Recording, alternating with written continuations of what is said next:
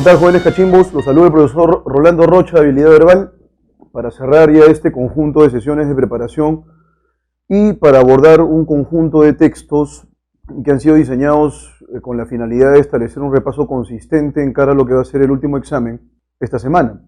Entonces, no hay en realidad unidad temática esta semana, es simplemente el abordaje de múltiples textos mixtos, dialécticos, textos en inglés, que van a permitirnos reflexionar un poco acerca del contenido de las lecturas. Así que vamos a empezar la reflexión de las preguntas, la forma como éstas se plantean. Estamos siguiendo la misma lógica de todo el ciclo, a saber, pregunta con 5 claves, aun cuando ustedes saben perfectamente que eso ya ha variado.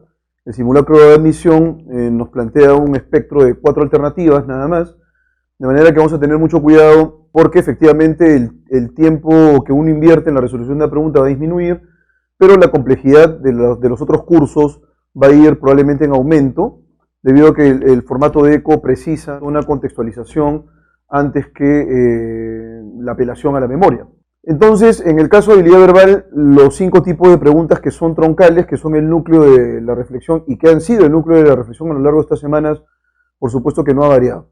Así que vamos a empezar con un texto mixto y les voy a dar una serie de recomendaciones respecto de cuál es la lógica que tendrían que seguir ustedes para resolver los ítems de manera exitosa.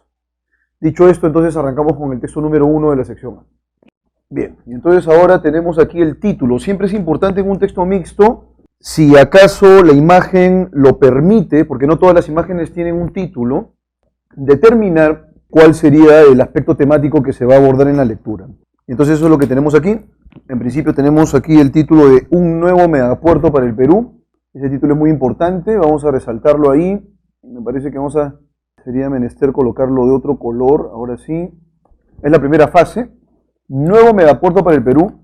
Vamos a ver entonces en qué consiste aquí la temática. Va a ser el terminal prontuario de Chancay. Primera fase. Construcción de un primer muelle de terminal de carga de graneles sólidos. Un túnel profundo y un complejo de ingreso. Se invertirán $3.000 millones de acuerdo. El acuerdo se firmó durante el Foro Económico Mundial en Davos, Suiza. Será el punto de conexión comercial de China con el Perú. Esta información es importante. Es China la que está involucrada entonces con este proyecto. El terminal será un hub concentrador de carga de transbordo de los países sudamericanos del Pacífico. ¿Qué es hub? La palabra hub es sinónimo de centro, ¿sí? Y es lo que tenemos aquí, ¿no? Voy a colocarlo de otro color, centro, para que se pueda notar. Vamos ahora con el texto lineal. Luego de que el lunes 13 de mayo, en Palacio de Gobierno y en presencia del presidente del Perú, la empresa minera Volcán firmara los acuerdos con la empresa china Cusco Shipping Ports para la construcción del puerto de Chancay, se alcanzaron más detalles del proyecto. De esta manera, se pudo conocer que el proyecto tendrá un plazo de ejecución de 28 meses y generará alrededor de 9.000 puestos de trabajo, entre directos e indirectos. Bueno, aquí en realidad nos faltan algunas líneas, pero esas las voy a plantear yo de manera oral. Ustedes vayan por favor prestando atención. Se ha quedado acá en Ken, el apellido de este subdirector es Ken Chang, subdirector de la firma china. Señaló que estiman culminar la primera etapa en el 2022 para así iniciar operaciones.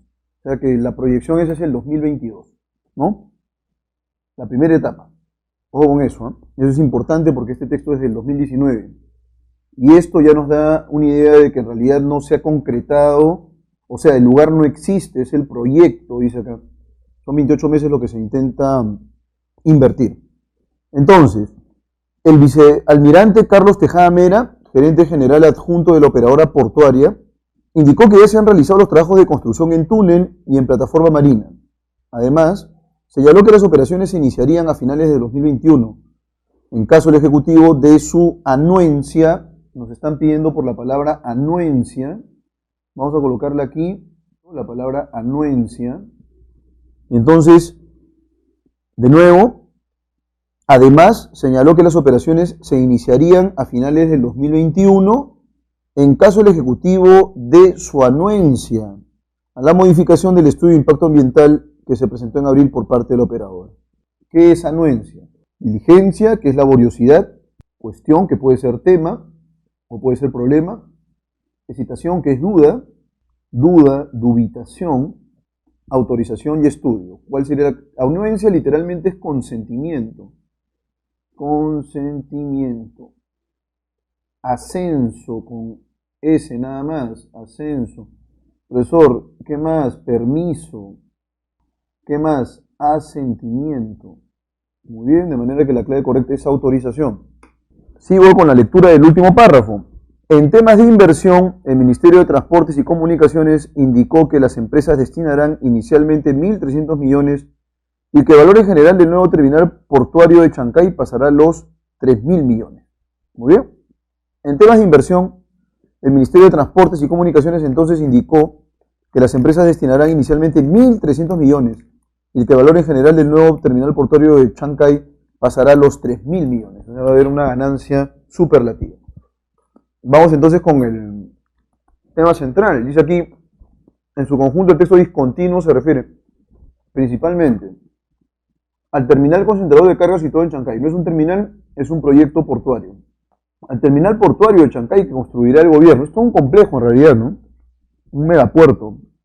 El terminal portuario es un aspecto nada más. Es un megaproyecto. Por esa razón esto no puede ser la clave tampoco. A la inversión de 3.000 millones en el primer puerto. ¿Qué es primer puerto? El primer puerto es el Callao. A la primera parte de un gran proyecto minero chino-peruano. A un gran proyecto portuario ubicado en el norte de Lima. Esta es la clave. Es un proyecto, la primera fase se va a ejecutar hacia el 2022. La clave correcta es la E. Vamos con la pregunta 3. Resulta incompatible con la lectura afirmar que el megapuerto proyectado está diseñado en varias fases. Bueno, eso es compatible, ¿no? En la primera fase, digamos que va a operar recién hacia el 2022. Demandará unos 3.000 millones de dólares. Dice lo siguiente aquí. Inicialmente dice, se va a invertir 1.300 millones. Inicialmente. Y que el valor general del nuevo terminal portuario pasará a los 3.000 millones. Mi honor, la verdad, acá debería decir, demandará más de 3.000 millones de dólares. Dejará de lado todo empleo turístico. Bueno, entonces acá si vemos las imágenes, creo que se invita, hay un crucero ahí, ¿no? Entonces si es un crucero no va a haber pues un soslayamiento del aspecto turístico. La clave correcta es la C. Será el terminal portuario de Chancay. Se ubicará en la provincia de Lima. También esos son afirmaciones que son compatibles. ¿Sí? Vamos ahora con las dos últimas preguntas de este primer texto. Se infiere del texto que al menos en un inicio, la principal carga que se movilice por el puerto de Chancay provendrá de la actividad.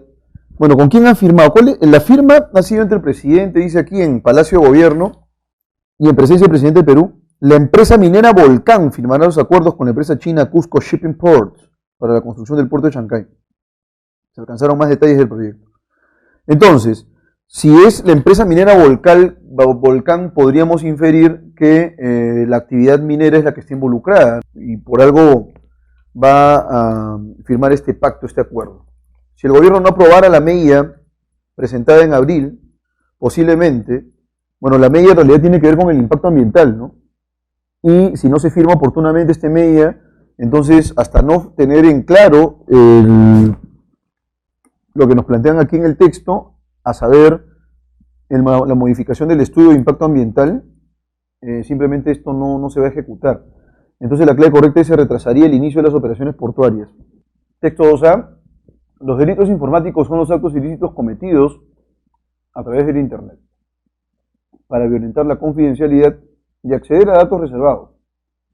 Fraude, robos, falsificaciones, suplantación de identidad, espionaje, clonación de tarjetas de crédito, entre otros. Julian Assange es un ciudadano australiano, programador, periodista y activista de Internet, conocido por ser el editor y portavoz del sitio web Wikileaks, solicitado por Suecia por delitos sexuales y que lleva varios años refugiado en la Embajada de Ecuador en Londres por otorgamiento de asilo diplomático por el gobierno ecuatoriano. ¿Ha cometido delito Julian Assange? Toda persona se considera inocente mientras no se demuestre lo contrario, por el principio universal de inocencia. Pero, no obstante ello, existe una circular roja, máxima prioridad, emitida por Interpol para su captura y extradición a Suecia en relación con posibles delitos de violación, abusos sexuales y coacción. ¿Ha cometido delito Julian Assange?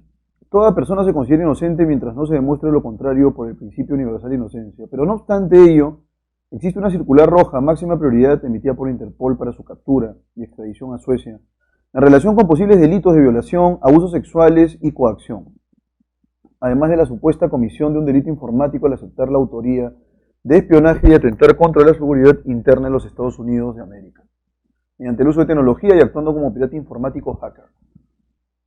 No se entiende en este texto el pero no obstante, ¿no? Porque está pensando en el principio universal de inocencia, pero no obstante se supone que es culpable, ¿no?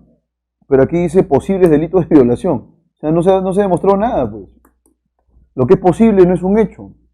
Además de la supuesta comisión de un delito informático al aceptar la autoría del espionaje y atentar contra la seguridad interna de los Estados Unidos de América, mediante el uso de tecnología y actuando como pirata informático hacker. Por más que los ideólogos detractores del imperio, como pretenden estigmatizar a los Estados Unidos de América, quieran mostrar solidaridad pública y glorificar el espionaje electrónico cometido a cuenta de una lucha épica por la justicia, conforme ellos lo entienden, no pueden justificar su ilegal, ilegítima e inmoral actuación, toda vez que el fin no justifica los medios, y sus elogiadores podrían en determinado momento incurrir en la apología del delito, ¿no? Incurrir podría, él dice acá. No es un hecho, así que mucho cuidado con ello. Vamos ahora con el texto 2b.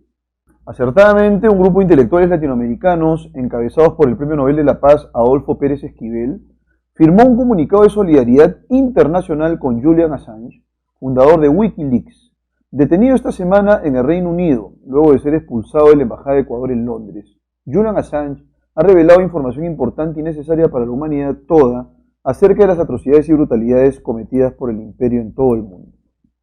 Dice el texto. Repudiamos la actitud aleve del nefasto presidente de Ecuador, Lenín Moreno. Continúa el comunicado. Esta no es más que una absurda maniobra de arrodillarse entre la corona británica y el presidente de Estados Unidos, Donald Trump. La lucha contra el imperio, la injusticia y la igualdad mundial nos hermana. Exigimos la inmediata libertad y el respeto de los derechos humanos de Assange, y que no sea extraditado a Estados Unidos. Finaliza la carta.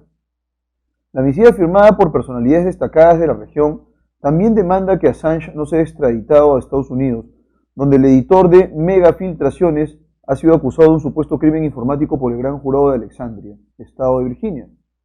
El editor y ciberactivista se asiló en la Embajada de Ecuador en Londres, en el distrito de Knightsbridge, en el 2012, luego de que la Corte Suprema Británica fallara en su contra y ordenara su detención y posterior traslado a Suecia, donde una fiscal habría cursado una orden de captura internacional por considerar a Assange sospechoso de haber cometido un crimen sexual.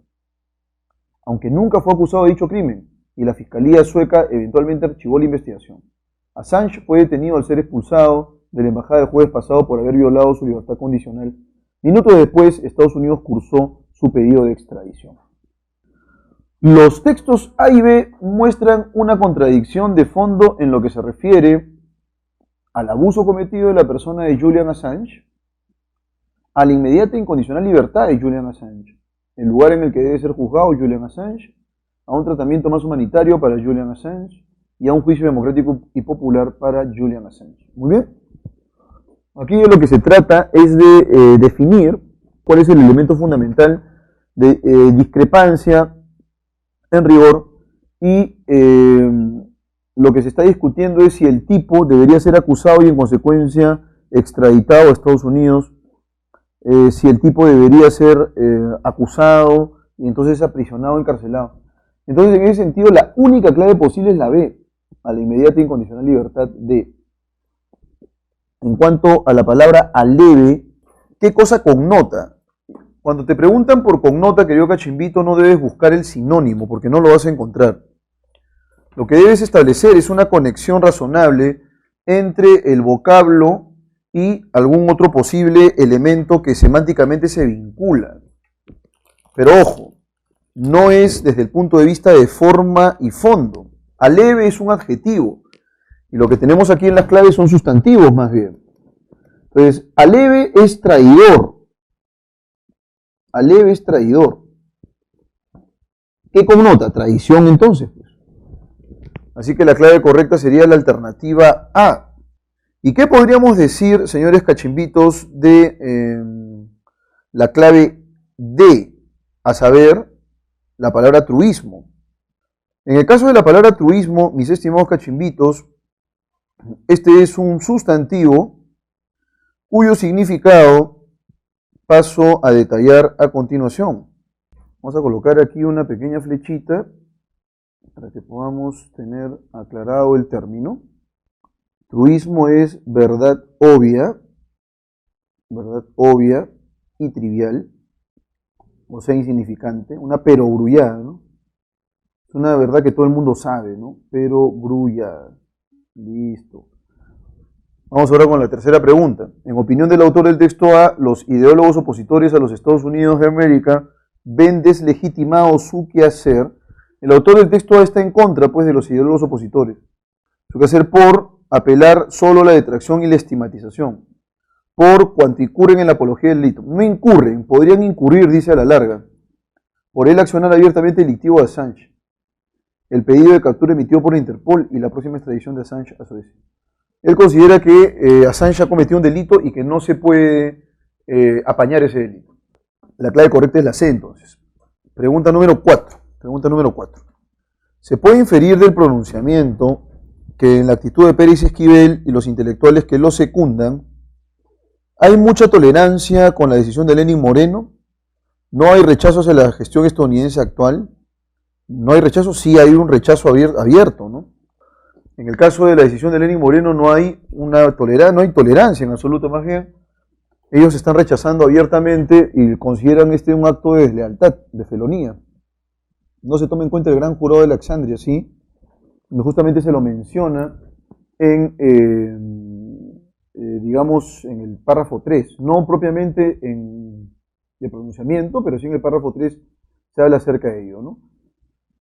Donde el editor de las filtraciones ha sido acusado de un supuesto crimen informático por el gran jurado de Alexandria, estado de Virginia. D. Pesa más el interés general que el de un solo país. En el pronunciamiento, efectivamente se señala lo siguiente, y ya voy adelantando que la clave es la D. Voy a permitirme citar el primer párrafo. Julian Assange ha revelado información importante y necesaria para la humanidad toda, o sea, no se circunscribe a un país. Y por esa razón, este pronunciamiento consideran que no se puede atropellar los derechos de este individuo, ¿no? Y finalmente, 5. Resulta incompatible con la posición del texto B aseverar que Lenín Moreno actuó de manera incorrecta en el caso del señor Assange. Eso es cierto. Se le señala a él que ha cometido pues, un acto de deslealtad, ¿no? El valor de Assange es fundamental para desmontar las atrocidades del imperio. Eso también es compatible. C. La defensa de la igualdad debería ponerse como prioridad en el contexto mundial. Alternativa D. El ciberactivismo de Assange es un arma esencial en la lucha por la justicia. Y finalmente, alternativa E, se ha demostrado la culpabilidad de Assange sobre un delito de índole sexual. No se ha podido demostrar absolutamente nada. Aquí el autor del texto B más bien considera que el caso incluso se archivó en algún momento, ¿no? Por considerarse sospechoso de haber cometido un crimen, aunque nunca fue acusado de dicho crimen. No hay una acusación es porque no hay pruebas pues, para poder imputarle ese delito. Bien, señores, vamos ahora con la pregunta número 2. Texto número 2, texto de refuerzo, y dice lo siguiente aquí. Motivos de discriminación en el Perú. ¿Cuáles son los motivos de discriminación en Perú? Principalmente la clase social y el peso, nada menos, ¿eh? Este último es el más mencionado por las mujeres, 24%. ¿Alguna vez se ha sentido discriminado por su respuesta espontánea que dice sí, porcentaje que dice sí? Entonces acá tenemos el total, acá tenemos hombres y mujeres que están bajo el recuadro, ¿no? Dice acá, por su clase social, 20% señala que sí, 18% de hombres señala que sí se ha sentido discriminado por su clase social y el 23% de mujeres señala que sí se ha sentido discriminada por su clase social. En cuanto al peso, 12% de hombres ha sido discriminado por su peso, 24% de mujeres ha sido discriminada por su peso. En el caso del color de piel, 12% de hombres ha sido discriminado por su color de piel y 15% de mujeres ha sido discriminada por el color de piel. En el caso del sexo, los hombres siempre están en menor proporción, 3% apenas han sido discriminados por su sexo, el 10% por su sexo también, que son mujeres, y en el caso de la orientación sexual se disminuye aún más, 2% de hombres consideran que han sido violentados por su orientación sexual, mientras que las mujeres alcanzan un 5% de discriminación por su orientación sexual. Esto es lo que dice la pequeña infografía con algunos sólidos estadísticos aquí que podrían servirnos de ayuda para las preguntas de opción múltiple. La discriminación, dice acá, es uno de los problemas más graves que afecta a la sociedad, pues perpetúa un contexto de desintegración de parte de ciertos sectores e instituciones contra aquellos que son considerados como diferentes y hasta inferiores. La existencia de prácticas discriminatorias en nuestra colectividad es amplia y frecuente. Sus manifestaciones se encuentran presentes en la mayoría de las interacciones sociales. Sin embargo, frente a esta situación, el Estado no ha desplegado una política consistente y eficaz que permita revertir esta problemática. La discriminación, por supuesto. Las políticas públicas deberían estar destinadas a eliminar las desigualdades y las inequidades han resultado insuficientes y en algunos casos han contribuido con preservarlas. En efecto, la actual previsión del gasto y asignación de prioridades en temas como la educación, la salud, el transporte público, el agua potable y el saneamiento ambiental no permiten a las poblaciones de zonas rurales, urbano-marginales y de escasos recursos económicos acceder adecuadamente al disfrute de sus derechos. Atendiendo a ello, la lucha contra la discriminación, la eliminación de la discriminación se presenta como un desafío impostergable. Enfrentarla de manera decidida e integral constituye una tarea que se debe atender de inmediato, toda vez que dicha práctica es un obstáculo importante para construir una verdadera nación de ciudadanos y ciudadanas. El respeto, la tolerancia y la no discriminación son valores centrales de los proyectos modernos de las naciones, pues definen el modo democrático para la convivencia social. En efecto, como ha señalado Alain Touraine, lo que ocurrió en Bosnia demuestra que la democracia no se define por la participación ni por el consenso, sino por el respeto de las libertades y la diversidad. Vayamos entonces ahora con las preguntas de opción múltiple que nos han planteado para este texto. ¿Cuál sería la idea principal? Y entonces arrancamos. Esto es nada menos que son datos de la Defensoría del Pueblo, así que nos podría servir. La discriminación es el único problema grave que afecta a nuestro país ante la pasividad del Estado. La existencia de prácticas discriminatorias en el Perú son notorias y disminuyen, merman la dignidad de las personas. La discriminación en el Perú se evidencia en las interacciones sociales que incitan las desigualdades. La discriminación en el Perú aumenta por la pasividad del Estado al no establecer políticas eficaces. La discriminación en el Perú requiere una lucha decisiva e integral para consolidar una genuina democracia. ¿Cuál sería la clave correcta entonces? Sería la alternativa E, porque el autor no solo plantea ideas, es decir, plantea una exposición, ¿sí?, respecto de la discriminación en el Perú y las variables que son consideradas como más apremiantes respecto de casos de discriminación. Ese no es el único objetivo. Pero aquí en realidad plantea guisa de reflexión cómo se debería abordar este aspecto problemático, ¿no? Y es lo que nos debería interesar entonces. La clave correcta en consecuencia es la alternativa E.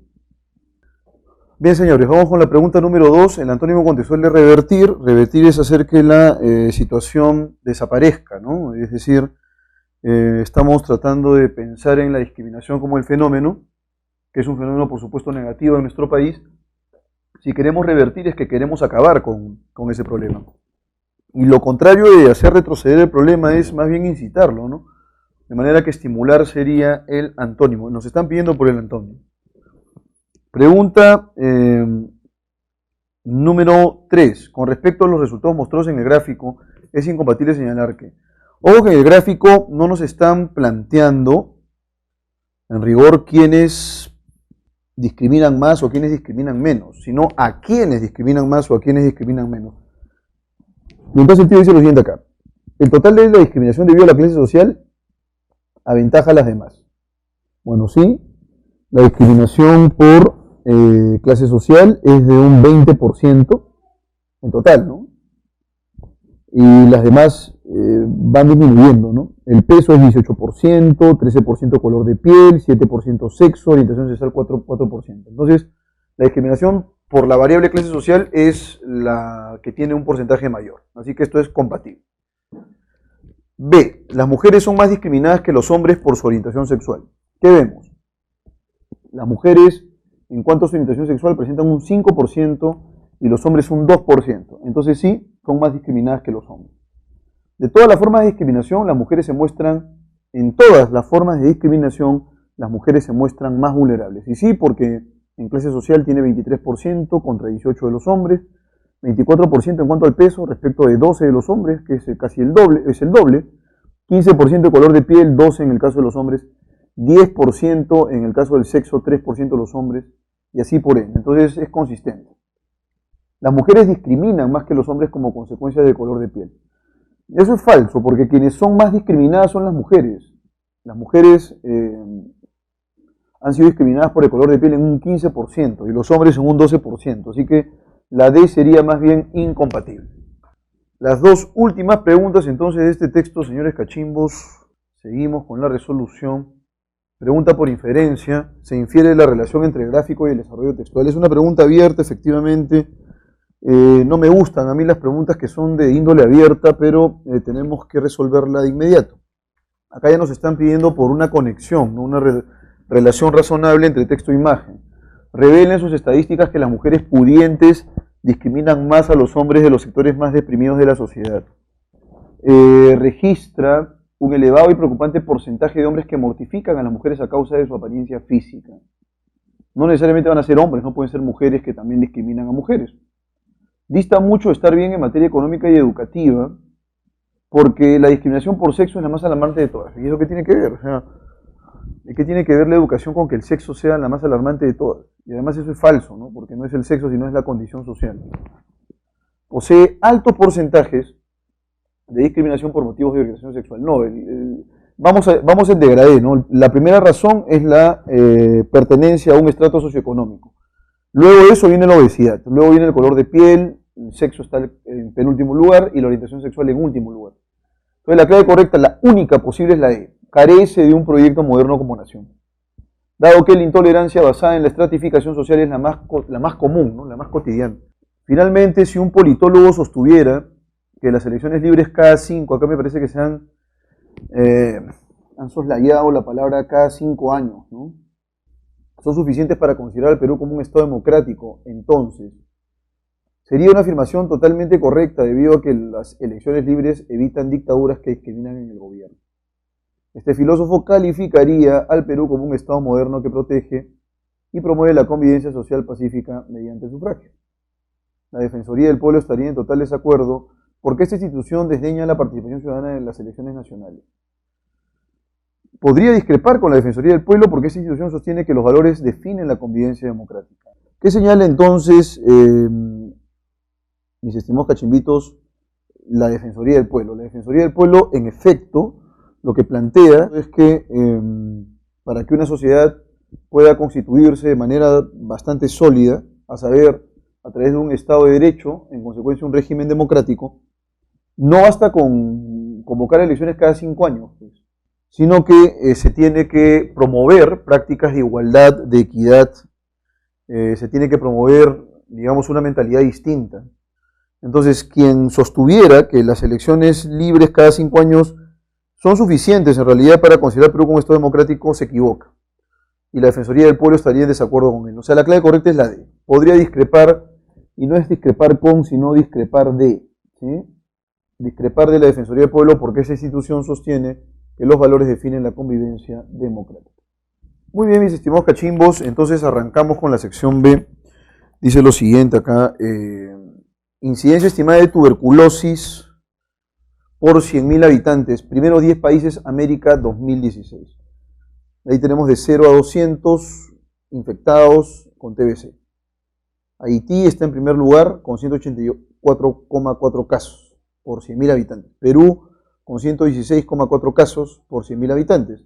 Bolivia con 110,2, Guyana 93,1, República Dominicana 60,1, El Salvador 59,9, Panamá 54,5 y así vamos descendiendo hasta Ecuador, Nicaragua y Brasil 41,9. En caso de América en conjunto, América presenta 27,5 casos por 100.000 habitantes y finalmente el resto 13,5 casos por 100.000 habitantes. La incidencia notificada entonces se corresponde en este cuadro con el Perú 2016, a saber 86 2.4. Empecemos entonces con la lectura del texto mixto sobre la tuberculosis. Dice aquí: la tuberculosis es ya la enfermedad infecciosa más letal del planeta. ¿Cómo es eso, profesor? Pero ¿y el SIDA, el VIH, qué sé yo? Bueno, el último informe global sobre la tuberculosis, publicado por la Organización Mundial de la Salud, OMS, confirma que ha superado al SIDA. Al SIDA, profesor, sí. O sea, ten cuidado porque aquí se refieren al SIDA y no al VIH, ¿no? Entonces, es razonable que pueda, en cierta medida, la tuberculosis superarlo, porque ahora ustedes saben que una persona con VIH puede vivir sin ningún problema, con cuidados, por supuesto, altísimos, y por supuesto también con la ingesta de retrovirales. El bacilo fue responsable en 2014 de 1,5 millones de muertes, mientras que el VIH se cobró 1,2 millones de vidas. A pesar de ello, el documento es en líneas generales optimista y asegura que la lucha contra la tuberculosis está dando sus frutos, ya que la tasa de mortalidad ha bajado casi a la mitad desde 1990, una caída que fue especialmente pronunciada desde el año 2000, cuando entraron en vigor los Objetivos de Desarrollo del Milenio, que tenían como una de sus metas remitir. Ojo con eso, de remitir puede ser para nosotros enviar, solicitar, ¿no? Pero aquí remitir definitivamente tiene otro sentido, remitir el avance de los contagios o revertirlos. Entonces ahí ya tenemos una pista, ¿no? Porque remitir no se refiere a la reversión se plantea como un término adicional. Algo que se ha logrado en 16 de los 22 países con más incidencia. El diagnóstico y el tratamiento efectivos ha conseguido salvar en este siglo 47 millones de vidas según el informe. Son dos claves a la hora de afrontar una enfermedad que en la gran mayoría de casos es curable si se detecta en el momento adecuado. Basta con una medicación durante alrededor de 6 meses para eliminar el bacilo, cuyo contagio se frena en las principales semanas de tratamiento. Entonces, en el caso de la tuberculosis, si se hace un diagnóstico temprano y un tratamiento temprano, entonces va a ser mucho más exitoso, el tratamiento, ¿sí? El reto que ahora se marca la OMS, por tanto, es seguir poniendo medios para la detección temprana y la adecuada medicación. A pesar de los logros, los avances contra la dolencia están lejos de ser suficientes. ¿Ha habido una disminución? Sí ha habido una disminución. Y el problema en concreto es el siguiente, ¿no? El problema es que has logrado disminuir, por supuesto, la enfermedad. Sin embargo, hay 4.400 muertes diarias, y eso, aquí justamente señala eso en el penúltimo párrafo, ¿no? A pesar de los logros, los avances contra la dolencia están lejos de ser suficientes. Todavía nos enfrentamos a 4.400 muertes diarias, algo inaceptable en una enfermedad curable, asegura Mario Raviglione, director del Programa Global de Tuberculosis de la Organización Mundial de la Salud. El primer y más claro desafío es mejorar la diagnosis. La OMS estima que 9,6 millones de personas se contagiaron de la enfermedad en el mundo en 2014, de los cuales solo 6 millones fueron reportados. Esto quiere decir que más de un tercio del total de los casos no fueron diagnosticados. Y es muy, pero muy relevante contar con un diagnóstico prematuro, un diagnóstico temprano y además un tratamiento temprano hace posible que la enfermedad no avance y que no se considere pues una enfermedad mortal, ¿no? Lamentablemente aquí en Sudamérica lo último que se realiza, lo último que se considera como un proceso importante es la prevención, ¿no? La prevención podría ser en realidad caballito de batalla para poder controlar cualquier epidemia, enfermedad, etcétera, pero es en lo que pensamos de último siempre. Vamos con las preguntas entonces. No se olviden del verbo remitir, ¿eh? A propósito de ello, ¿cuál sería el sentido de la palabra remitir? Dice acá, los Objetivos de Desarrollo del Milenio tienen como una de sus metas remitir el avance de los contagios o revertirlos. Remitir es detener, frenar. Y esa sería la clave correcta, alternativa B. Lo contrario es más bien hacer que retroceda. Lo que se quiere es detener el avance. ¿Cuál es el tema central del texto? El cumplimiento satisfactorio de los objetivos de desarrollo del milenio respecto a la tuberculosis en 22 países de mayor incidencia. El peligro de intensificación de la tuberculosis en el mundo y la urgente necesidad de adoptar medidas preventivas. El diagnóstico y el tratamiento efectivos tempranos de la tuberculosis que ha conseguido salvar en este siglo 47 millones de vidas. La mortalidad a nivel global causada por la tuberculosis comparada con la del SIDA y el optimismo debido a su temprano afronte. la aún suficiente disminución global de la tasa de mortalidad de la tuberculosis y la necesidad de medios para su diagnóstico y tratamiento tempranos. La clave correcta en la pregunta número 2 es la alternativa E, porque efectivamente se ha podido reducir el número de casos. Sin embargo, 4.400 muertes diarias son un escándalo. Vamos ahora con la pregunta 3. Según la información que proporciona el cuadro de incidencia estimada de tuberculosis para América 2016, determine cuál o cuáles de los siguientes enunciados son incompatibles. Vamos con el primero de ellos. Esta incidencia es aún mayor en los países sudamericanos. La clave correcta es la C, ¿no? Ahí tienes Brasil, tienes Perú, Bolivia, Ecuador, etcétera, etcétera. Esta enfermedad infecciosa avanza muy notoriamente en Haití. Eso es incompatible. ¿Sí? No es que avance, tiene este promedio de 184,4 personas al año, pero no es que la enfermedad esté avanzando, ¿no? Por eso es incompatible. La tuberculosis pronto se erradicará en países como Brasil y Nicaragua. Probablemente queramos eso, queramos que se acabe el problema, pero eso no va a pasar menos en el corto plazo. Por esa razón, decir la tuberculosis pronto se erradicará es falso. Esta estimación difiere de la incidencia reportada para el mismo año. ¿Cuál es la incidencia notificada para el 2016? Es 86,4%. ¿Sí? Entonces eso es correcto. Nos piden los que son incompatibles. ¿Sí? Y es la número 2 y la número 3. Alternativa A. Se infiere que la incidencia estimada de la tuberculosis para América 2016 se podría modificar radicalmente a la baja si las naciones involucradas, por supuesto, que asumieran su responsabilidad y adoptaran pues esta medida preventiva que es tan necesaria, y es lo que nos está indicando el texto. Destinarán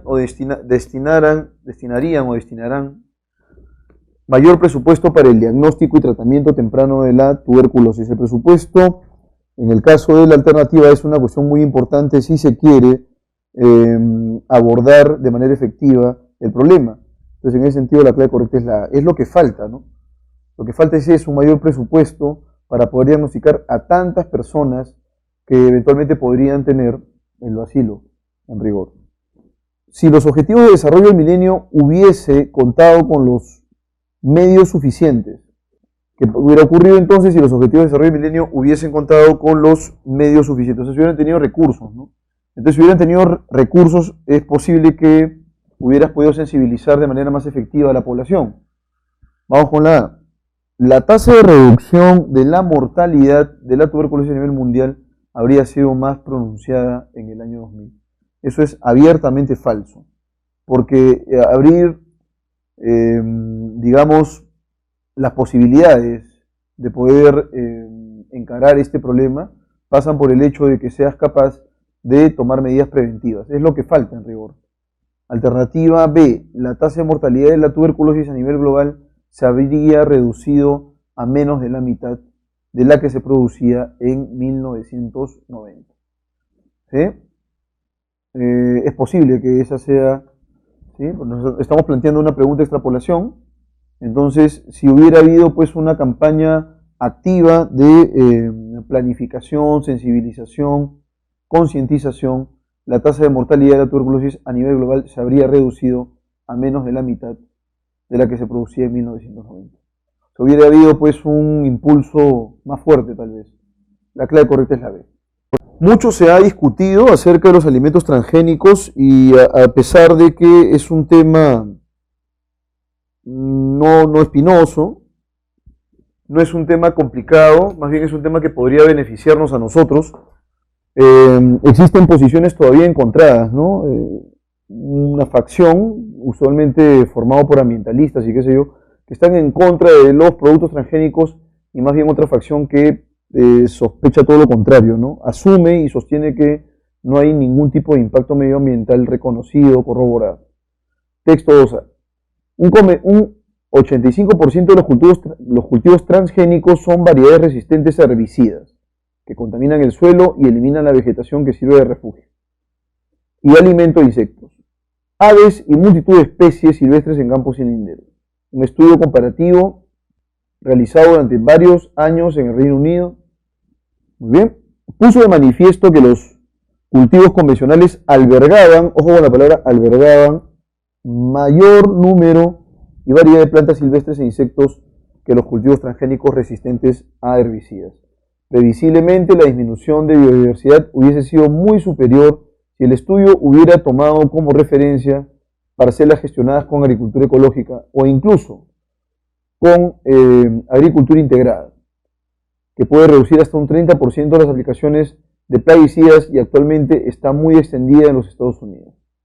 El declive de la mariposa monarca en Estados Unidos en años recientes se asocia igualmente a los cultivos transgénicos. La utilización masiva de herbicidas de amplio espectro que eliminan todo tipo de plantas, que ha acompañado la expansión de este tipo de cultivos, ha provocado la desaparición en muchas zonas de Asclepsia siriaca, la planta utilizada por esta especie protegida para poner los huevos y desarrollarse. Los herbicidas asociados a los transgénicos también afectan a la biodiversidad acuática, aunque se trata de un tema complejo. Y los resultados varían. Una mayoría de los estudios publicados coinciden en que los cultivos transgénicos resistentes a los herbicidas redujeron la utilización de agrotóxicos en los primeros 4 o 5 años, pero a partir de entonces han tenido el efecto contrario. ¿Sí? Está él en contra de esta propuesta, ¿no? Y entonces ahí es donde debemos detectar la fricción temática de ambas parcelas informativas. Ahora vamos con el texto 2b. El texto 2a plantea una postura discrepante del uso de transgénicos. Se supone que el texto 2b debe ofrecernos más bien todo lo contrario. Y entonces dice aquí, uno de los argumentos en contra de los cultivos transgénicos es que nuestra biodiversidad se perderá. Nada más cerrado, pues los principales cultivos transgénicos comerciales son el algodón, el maíz amarillo duro, la soya y la canola. Por lo que toda la biodiversidad no relacionada a estos no debe incluirse, pues. Por ejemplo, no es posible en condiciones naturales que el polen de maíz fertilice a plantas de papa, maca, etc. De otro lado, se ha encontrado que en los campos sembrados con cultivos transgénicos existe mayor biodiversidad que en las convencionales, y debido a los mayores rudimentos obtenidos y al menor uso de agroquímicos, se disminuye la contaminación ambiental y la destrucción de bosques, lo cual favorece la biodiversidad. La biotecnología agrícola y los cultivos transgénicos han permitido economizar suelo en comparación con la agricultura convencional. La biotecnología agrícola y los cultivos transgénicos han permitido economizar suelo en comparación con la agricultura convencional, ya que han incrementado la productividad de los actuales 1.500 millones de hectáreas totales de cultivo del planeta, y con ello han contribuido a prevenir la deforestación y proteger la biodiversidad de los bosques, y de otros refugios naturales. Los países en desarrollo pierden unos 13 millones de hectáreas anuales de bosques tropicales ricos en biodiversidad. Los países en desarrollo pierden unos 13 millones de hectáreas anuales de bosques tropicales ricos en biodiversidad, se señala aquí, en este último párrafo. Si entre 1996 y 2010 no se hubieran producido 276 millones de toneladas adicionales de alimentos, forrajes y fibra gracias a la biotecnología agrícola y los cultivos transgénicos, hubiera hecho falta otros 91 millones de hectáreas de cultivo convencionales para producir el mismo tonelaje. Es probable que parte de esos 91 millones de hectáreas hubieran sido tierras marginales frágiles, no adecuadas para la producción agrícola, que hubieran tenido que ser aradas, así como bosques tropicales ricos en biodiversidad, que hubieran tenido que ser talados para dejar paso a la agricultura de chamizado en los países en desarrollo, destruyendo así dicha biodiversidad. ¿Cuál es el punto discrepante entre ambos textos? A. La desertificación de tierras por los cultivos transgénicos. No se habla en absoluto de que los cultivos transgénicos impliquen que las tierras queden estériles. El uso de herbicidas resistentes en los cultivos transgénicos. El destino de la biodiversidad con los cultivos transgénicos. La mengua de las plantas silvestres por los cultivos transgénicos. Y el peligro de la diversidad acuática por los cultivos transgénicos. ¿Cuál sería la clave correcta? La clave correcta sería la alternativa C. El destino de la biodiversidad con los cultivos transgénicos. ¿Se ve afectada la biodiversidad o no se ve afectada la biodiversidad? Para el autor del texto A existe pues una afectación evidente, para el autor del texto B eso no va a ocurrir. Y más bien lo que va a permitir el uso de productos transgénicos es, digamos, una mayor cobertura de las necesidades básicas. En el texto A el verbo albergar, ¿qué connota? Vamos aquí con el texto A está apenas al inicio eso. Puso en manifiesto que los cultivos convencionales albergaban mayor número y variedad de plantas silvestres e insectos que los cultivos transgénicos resistentes a herbicidas. ¿Sí? Y entonces la palabra albergar adquiere el sentido de hábitat. ¿Sí? Uno de los argumentos que esgrime el autor del texto B a favor de los cultivos transgénicos es que estos, ¿sí?, promueven la biodiversidad porque generan nuevas variedades y resistentes plantas. O sea, no es que generes una nueva planta tú la repotencias, pero no es que crees un nuevo espécimen de planta, eso es falso. B, son factor de protección de la biodiversidad, pues no recurren a la tala de bosques. Garantizan la biodiversidad gracias al uso de agrotóxicos resistentes a las plagas. Alternativa D. Protegen la biodiversidad mediante una agricultura intensiva que economiza el suelo. Alientan la biodiversidad de plantas e insectos con cultivos en las áreas marginales. En el caso de la pregunta número 3, la clave correcta sería la alternativa D. Vamos a discutir, en el caso de la B, pues se parece mucho, ¿no? En la B dice son factor de protección de la biodiversidad. Entonces, hasta ahí estamos bien. Para el autor del texto B, los cultivos transgénicos permiten proteger a la biodiversidad, pero lo que viene después es lo que fricciona, ¿no? Pues no recurren a la tala de bosques. No es que no recurran, la tala de bosques y, digamos, el decremento, la disminución de árboles talados sería una consecuencia, ¿sí?, en el punto de vista del autor del texto B. No es que los cultivos transgénicos protejan nada. Pues, si fuese así, no recurren, en lugar de no recurren, se evitaría, ¿no? Ahí sí tendría sentido. Por esa razón la clave B no puede ser la clave y la clave correcta es la D. ¿Protegen la biodiversidad? Sí. Mediante una agricultura intensiva que economice el suelo, también esa es la clave. O sea, el suelo, puedes tú finalmente producir un producto transgénico, por ejemplo, que pueda resistir las heladas, que pueda crecer en terreno estéril, qué sé yo, con poca agua. Y entonces lo que podría verse fabuloso, ¿no? Vamos ahora con las dos últimas preguntas. 4. Es incompatible afirmar que la agricultura integrada. Se habla de la agricultura integrada en el fragmento A, ¿no? Y señalan aquí que incluso con agricultura integrada que puede reducir hasta un 30% las aplicaciones de plaguicidas y actualmente está muy extendida en la Unión Europea. Entonces nos piden acerca de la agricultura integrada a diferencia de los cultivos convencionales. Nos piden lo que es incompatible. Protege más la biodiversidad porque renuncia al uso de agrotóxicos. Alberga mayor número y variedad de plantas silvestres e insectos. Es eficaz como la ecológica en la protección de la biodiversidad. Para hacerla sencilla, ¿no? Aquí en el texto se señala que la agricultura integrada no es que renuncie a los agrotóxicos, los utiliza pero en menor medida, ¿no? Entonces en ese sentido la clave correcta sería la alternativa A. ¿Estamos de acuerdo? Reduce hasta un 30% el uso de agrotóxicos, pero no es que los elimine por completo. No renuncia al uso de agrotóxicos. Esa es la clave. Y finalmente en la pregunta número 5, si los cultivos transgénicos no implicaran una mayor productividad de los suelos, ¿perdería solidez la crítica del autor del texto A? ¿No? Más bien, el autor del texto A adquiriría mayor protagonismo, ¿no? Tendría mayor asidero esta renuencia que tiene a los productos transgénicos. El argumento central del texto B sería refutada, ¿sí? La clave correcta sería la B, porque para el autor del texto B el argumento central es que los cultivos transgénicos son mucho más productivos, ¿no? Y además carecen de un impacto medioambiental serio. ¿Qué más? Aprovecha mejor el terreno de cultivo, entre otros. Esa es la clave. Vamos ahora, señores, con el texto en inglés. Vamos entonces con el passage, queridos cachimbitos. What is the last animal you saw? La palabra saw es el pasado del verbo to see, que es ver. Entonces, ¿cuál es el último animal que viste? ¿No? Can you remember its color? Puedes recordar su color. Size, que es tamaño. La palabra size ya la hemos visto, me parece, en algún momento a lo largo de esta semana. And shape. Y su forma, ¿no es cierto? Could you easily distinguish it from other animals? ¿Podrías distinguir fácilmente o distinguirlo, ¿no? Este it es de objeto directo, entonces aquí sería podrías distinguirlo fácilmente, eso es easily, ¿no? Que es un adverbio, from other animals, de otros animales.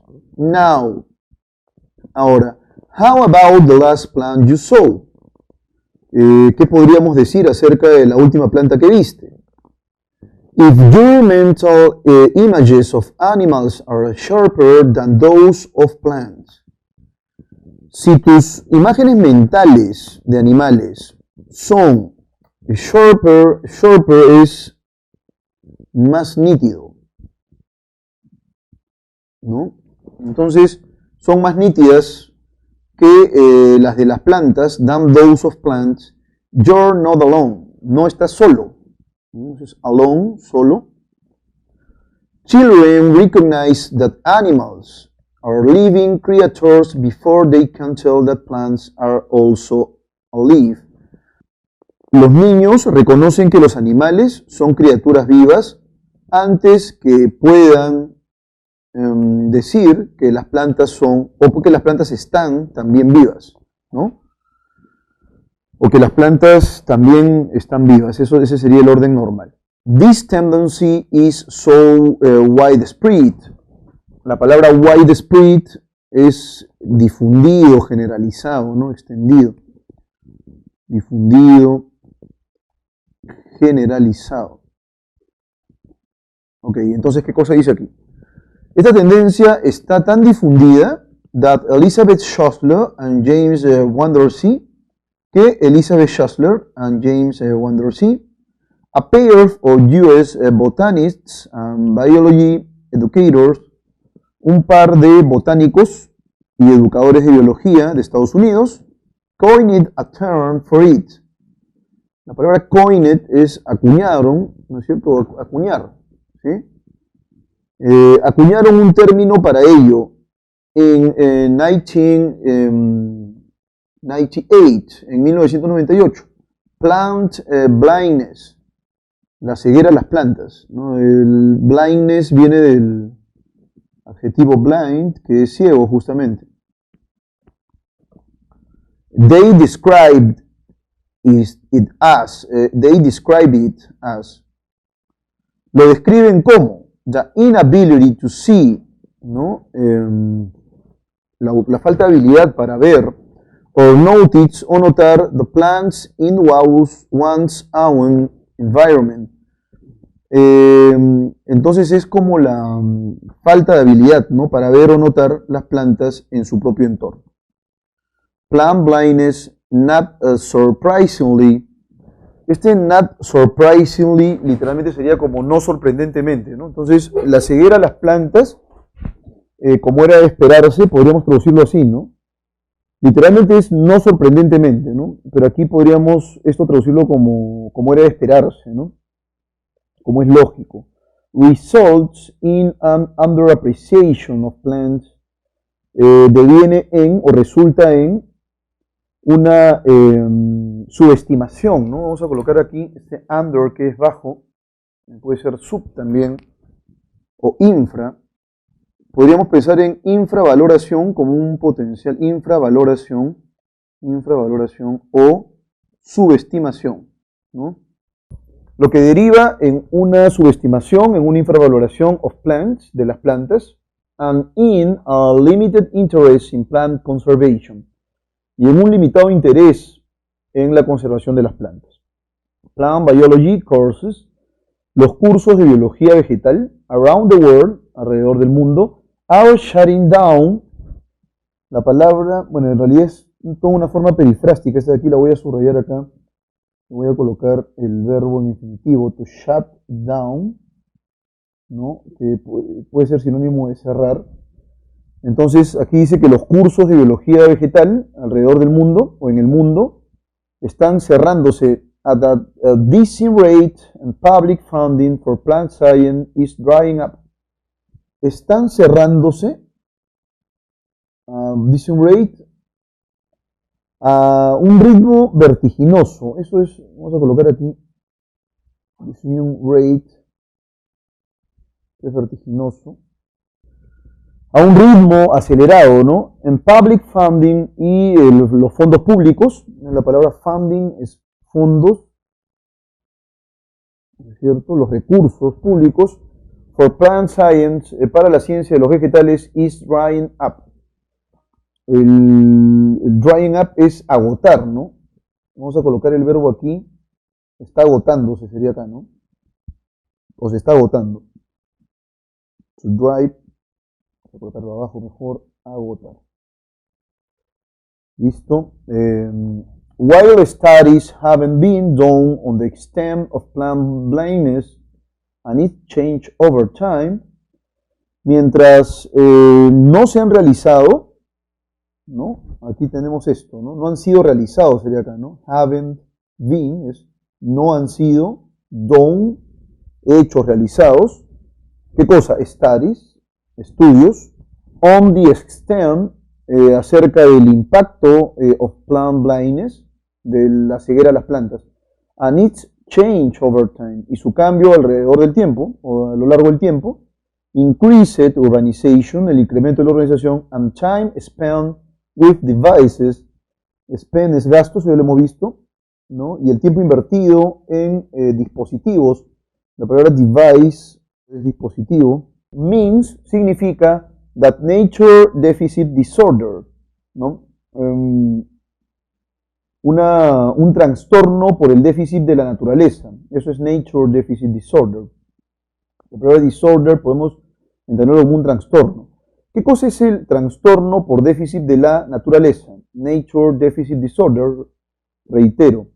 The harm, el daño, caused to humans by being alienated from nature. El daño causado a los humanos por estar alejados de la naturaleza. Is on the rise. Está incrementándose, ¿no? Está en subida.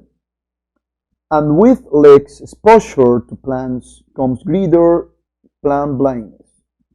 Y con menor exposición a las plantas viene una mayor ceguera a las plantas. Ya, profesor, entonces expliquemos un poco el texto antes de atacar las preguntas. Lo que nos está indicando el texto es que nosotros tenemos una mayor habilidad para poder determinar la forma de las plantas, la forma de los animales, ¿no? Por eso empieza con una pregunta retórica que tiene una respuesta obvia. What is the last animal you saw? ¿Cuál es el último animal que viste? Can you remember its color, size and shape? ¿Puedes recordar su color, tamaño y forma? Sí. Entonces yo, por ejemplo, les diría a ustedes que ha sido un león el día de ayer, ¿no? En un documental. Pero ocurre lo mismo con las plantas. No, en el caso de las plantas solamente vemos vegetación. Pero yendo un poco más lejos, en el caso de las plantas también, digamos que de manera no tan obvia las consideramos como seres vivos, ¿no?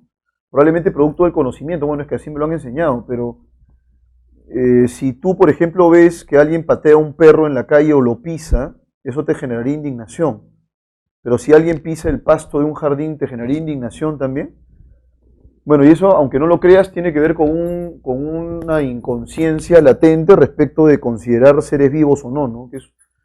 Así es como trabaja nuestro cerebro y está vinculado además con nuestra experiencia inmediata. Al parecer, en el caso de las plantas, nosotros, o el fenómeno en rigor extendidísimo, es el fenómeno de la ceguera a las plantas, ¿no? Es como si no viéramos nada, ¿no? De pronto ves tú a un jardinero podando tu jardín y no tienes ningún inconveniente, no lloras por tus plantas y lo considerarías al jardinero como un animal, ¿no? Despiadado, ni mucho menos. Y quizás ocurre exactamente lo mismo cuando ves que cortan las ramas de un árbol o desaparece un árbol, no te genera mayor reparo. Ahora sí vamos entonces con las preguntas de opción múltiple. What is the main idea of the passage? ¿Cuál sería la idea principal? Plants are a vital part of the planet even if they only consider them an ornament. Las plantas son una parte vital del planeta, incluso si solo los consideran un ornamento, ¿no? Es decir, un adorno. No, porque aquí el asunto en cuestión es el plant blindness, ¿no? y vemos que hay tres claves que tienen plan blindness. La B, la alternativa D y la alternativa E. Vamos con E primero. The plant blindness, la ceguera de las plantas, y the inability to perceive plants, es la falta de capacidad, ¿no? La incapacidad para percibir plantas. Vamos a colocar eso mejor aquí, incapacidad para percibir plantas en sus propios entornos, en su propio entorno. People now, las personas saben, much less, mucho menos, about plants, acerca de las plantas, because they are not considered living beings, porque no se consideran o no son considerados seres vivos. The term plant blindness, el término ceguera a la planta, was introduced in 1998, fue introducido en 1998 by Wondersee and Schussler, por Wondersee and Schussler. Nos piden la idea principal, eso es compatible, pero no es la idea principal. Y finalmente, the non-conservation and the deterioration of nature is called plant blindness. La no conservación y el deterioro de la naturaleza es denominada plant blindness o ceguera a las plantas. La clave correcta es la B, ¿no? La ceguera a las plantas es la incapacidad para percibir plantas en su propio entorno, en su propio contexto, ¿no?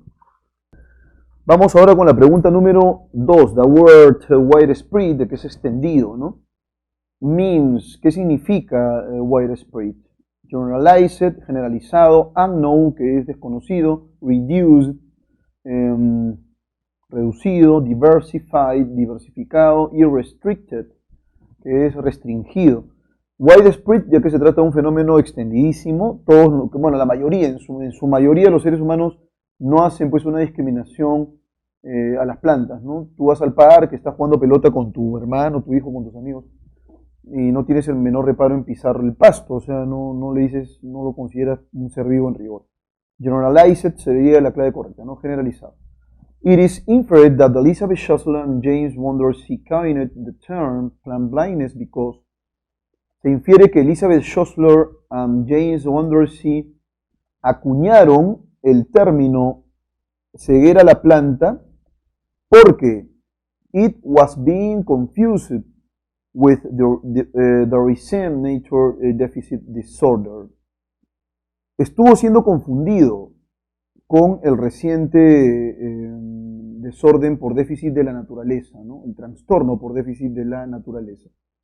No, en realidad lo hicieron porque se había extendido tanto o es tan reconocido, tan obvio, que le pusieron el nombre, así de concreto. They wanted,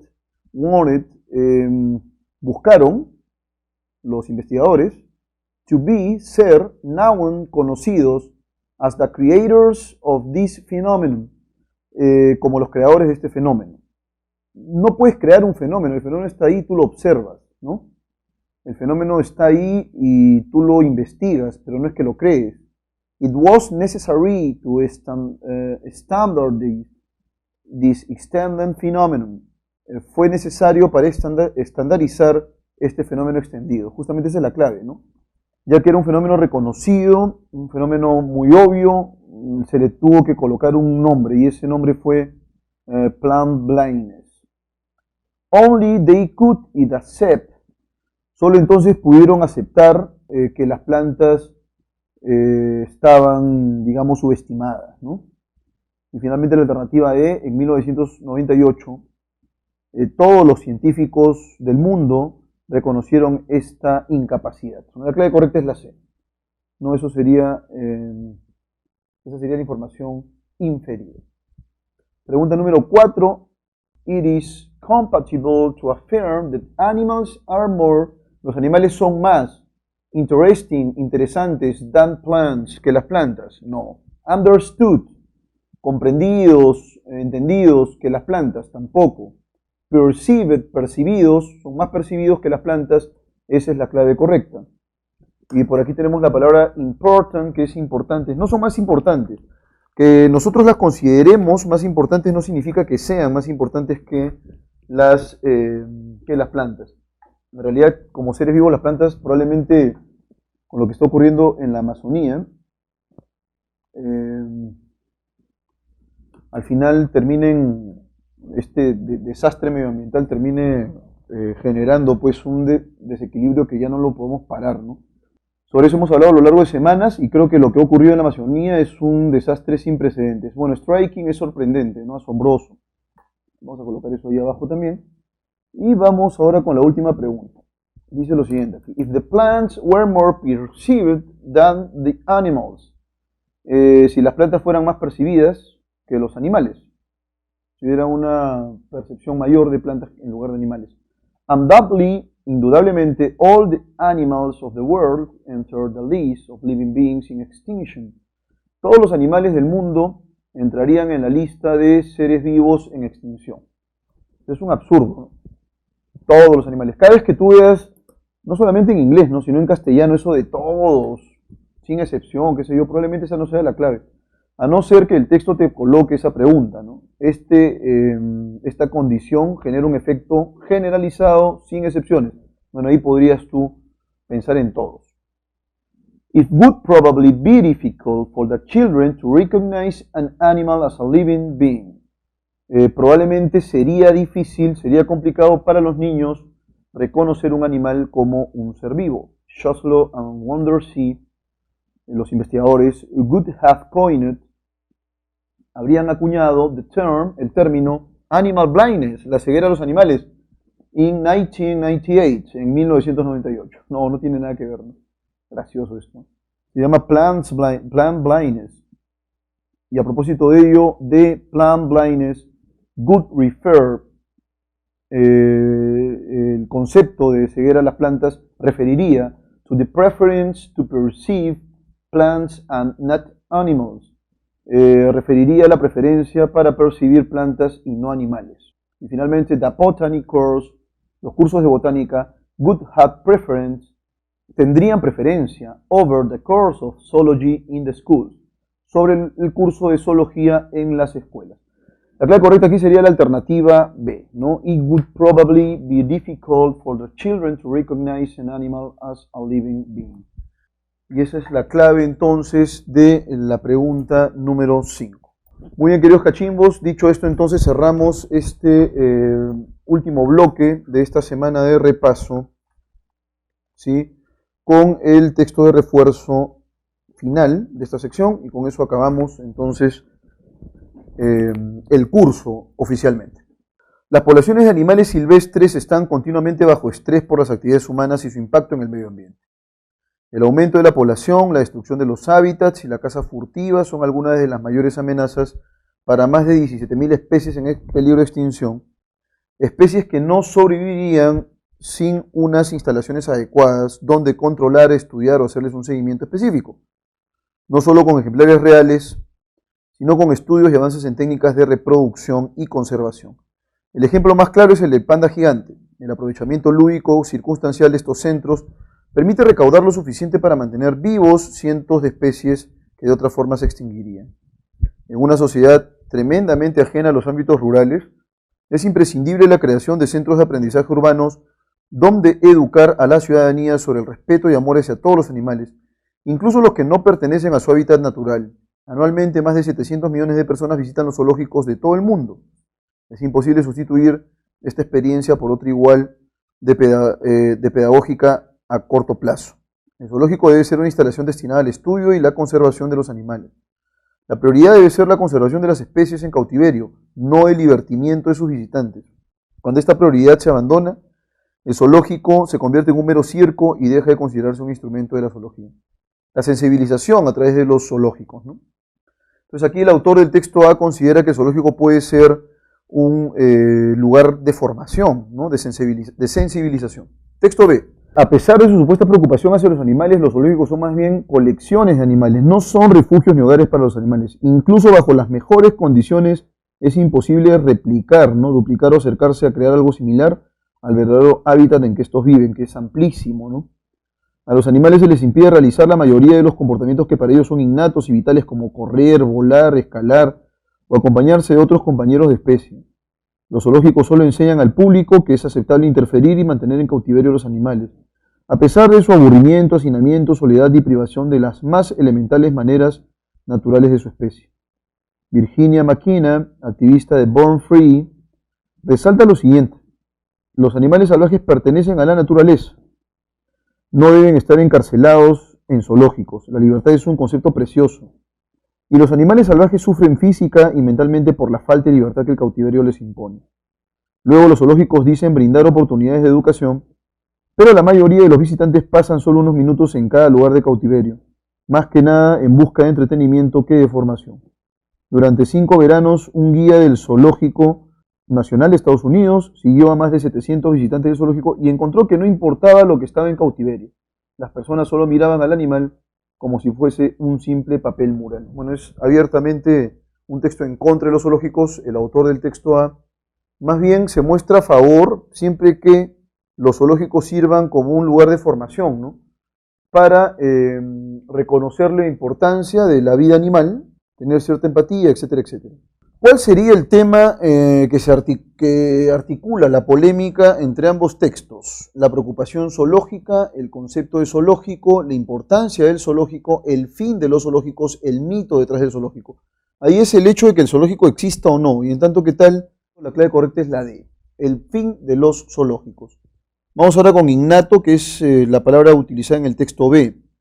Los animales cazan, los animales se matan entre ellos, ¿no? A veces uno edulcora un poco la vida animal, pero la vida animal es una vida muy agresiva, pero además realizan otras acciones, ¿no? Como volar, dice aquí, correr, escalar, y en el cautiverio no pueden hacer eso. Entonces innato se entiende, todas esas son conductas innatas, se entiende como adquirido, observable, instintivo, fenoménico, desarrollado. Instintivo, alternativa C.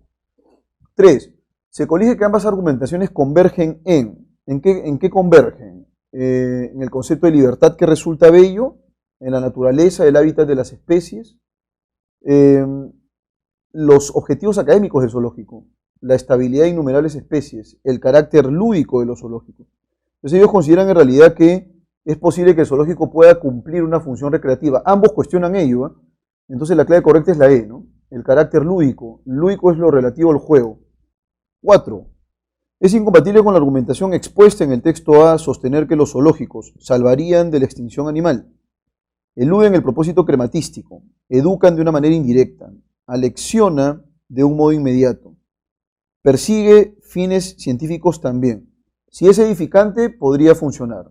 ¿Puede cumplir un fin científico? Claro que sí. El autor del texto A nos está señalando que puede ser una instalación dedicada al estudio, pero además a la conservación de los animales. Y en ese sentido la A podría ser también compatible. La clave correcta es la alternativa B. Eluden o evitan el propósito crematístico. ¿Qué es crematístico? Es una palabra que hemos visto un par de veces a lo largo del ciclo. Es económico. Y si es por diversión, no hay pues una ilusión del propósito crematístico. Finalmente, pregunta número 5.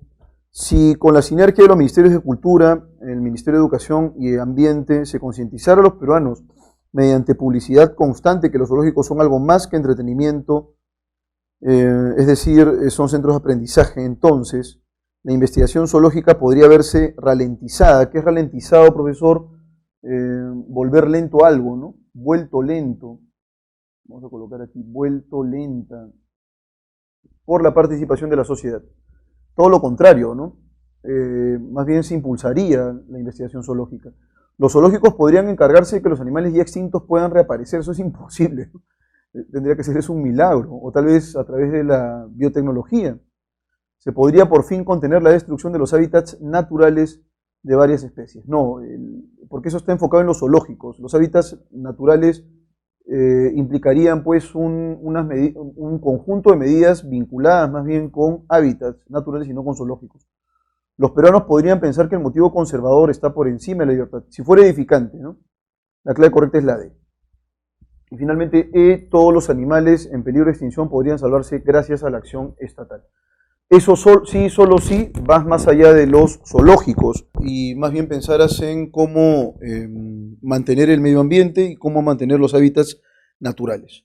Bien, jóvenes cachimbos, eso es todo por hoy y por el ciclo. Agradezco la atención prestada a lo largo de estas semanas. Éxitos el próximo domingo. Cerramos entonces este ciclo virtual en la Pre San Marcos, que ha sido de gran provecho para todos. Se me cuidan.